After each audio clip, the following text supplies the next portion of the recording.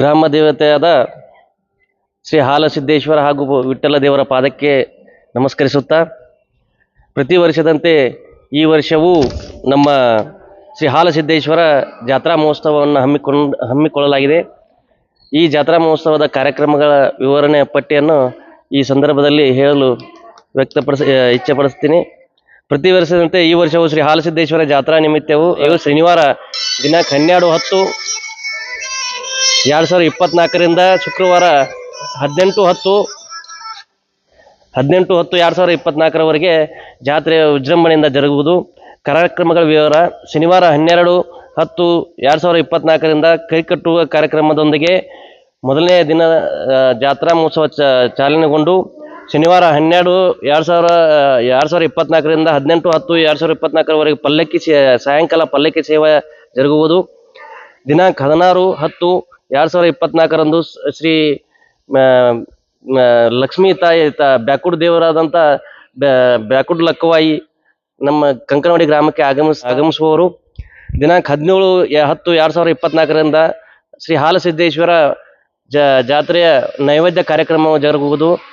ನಂತರ 18ನೇ ತಾರೀಕು ಸರಿಯಾಗಿ ಸುಮಾರು 12:30 ಜಾತ್ರೆಯ ಕರಿ ಹರಿಯುವ ಕಾರ್ಯಕ್ರಮ ಜರುಗುವುದು. ಅದಾದ ನಂತರ ಎಲ್ಲ ಸಾರ್ವಜನಿಕರಿಗೆ ಭಕ್ತಾದಿಗಳಿಗೆ ಮಹಾಪ್ರಸಾದ ಜರುಗುವುದು.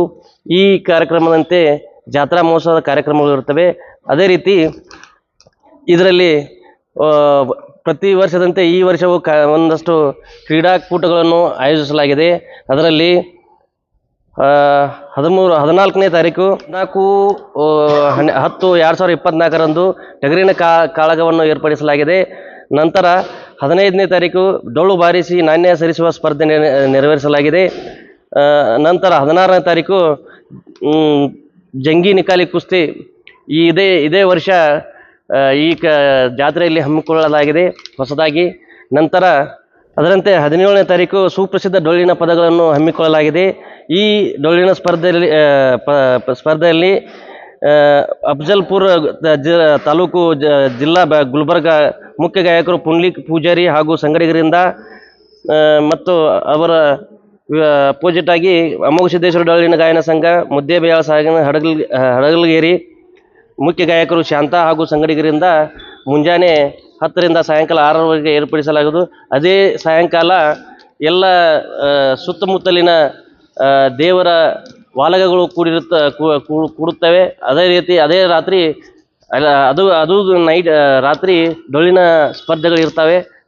ಅದರಂತೆ 18ನೇ ತಾರೀಕು ಕರಿ ಹರಿಯುವ ಮುಖಾಂತರ ಜಾತ್ರೆಯ ಮುಕ್ತಾಯ ಕಾರ್ಯಕ್ರಮ ಇರುತ್ತದೆ.